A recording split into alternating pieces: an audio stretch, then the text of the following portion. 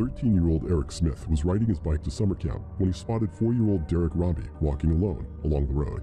He lured the young boy into some nearby woods where he strangled him, dropped a large rock on his head, and sexually assaulted his body. Smith later claimed this crime was an anger-fueled response to the bullying he himself suffered from other children at his high school, as well as from his father and sister. He is still incarcerated today, having been refused parole several times. 12-year-old Jasmine Richardson holds the record of being the youngest person ever convicted of multiple murders in Canada. When police found Richardson's parents and her 8-year-old brother brutally murdered at their Alberta home in 2006, they assumed her absence indicated that she too was a victim of this terrible crime. It was only when she was located the next day, 80 miles away, and with her 23-year-old boyfriend, that the truth emerged. Richardson's parents had naturally disapproved of the relationship their preteen daughter had with a grown man, and often punished her for it. In retaliation, the pair murdered them and her little brother. Richardson was sentenced to 10 years in prison, the maximum for a child under 14. On December 1st, 1997, Michael Carneal concealed a shotgun, rifle, and pistol in a blanket and took them to his school. He deceived his family into believing it was part of an art project he was working on. Once he arrived at Heath High School in Kentucky, Carneal inserted some earplugs and opened fire on a youth prayer group. He killed 3 girls and wounded 5 more.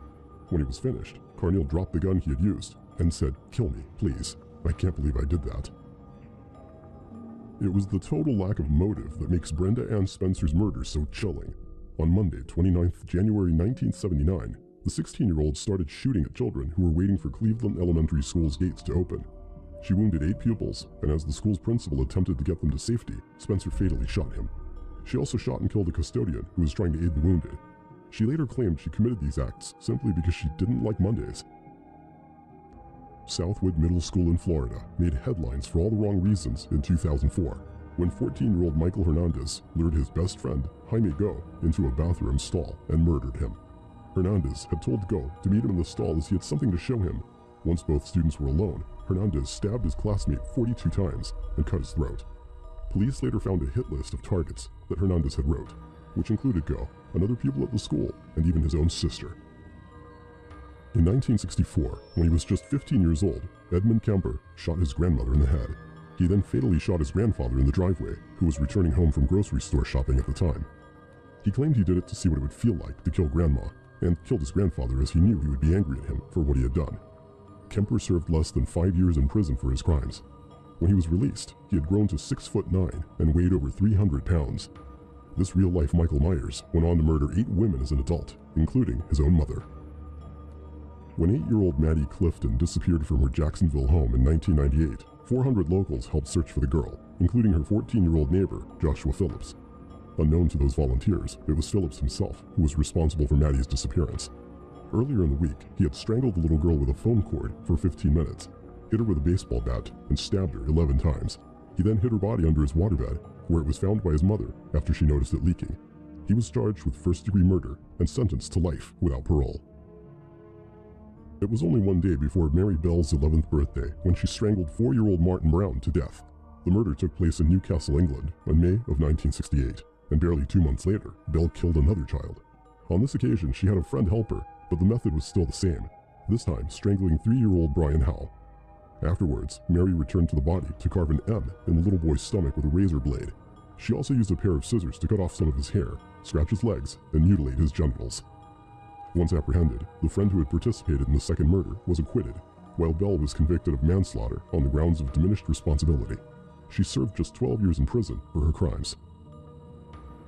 On the 12th February 1993, 10-year-olds John Van Abels and Robert Thompson had spent all day shoplifting from the New Strand shopping centre in Bootle, England.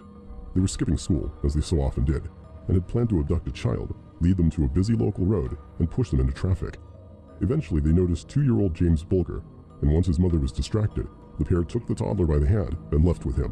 What followed became one of the most notorious crimes in British history. Instead of sticking with their original plan, the boys took Bulger on a 2.5-mile walk to a disused railway station, during which time they constantly beat him. Once at their destination, Van Abels and Thompson tortured Bulger in sickening ways. Police even suspect a sexual element may have been involved, before finally killing him by fracturing his skull with a 22-pound iron bar. Due to their ages, both boys were sentenced to only 8 years and given lifelong licenses upon their release. In 2010, one of the boys, John Venables, returned to prison on child pornography charges. In 1874, 14-year-old Jesse Pomeroy was labeled as the Boston Boy Fiend on account of his horrific killings and the milky white film that covered his right eye, completely covering his pupil. Before he progressed to murder, Pomeroy had been sentenced to 6 years in a children's reform school for the sexual torture of 7 boys. Although, thanks to his mother's machinations, he was released after only a few months. 2 years later, 10-year-old Katie Curran went into the Pomeroy family store and was never seen again. Because of his history, Jesse was interviewed about the missing girl, but nothing came of it. 5 weeks after this incident, 4-year-old Horace Millen was found in a pit on the beaches of South Boston. Naked, mutilated, covered in stab wounds, and almost decapitated. Pomeroy was once again under suspicion for the child's murder. When questioned if he had done it, the Boston Boy Fiend replied, "I suppose I did." After also confessing to Katie Curran's murder, her mutilated body was later found in his mother's cellar.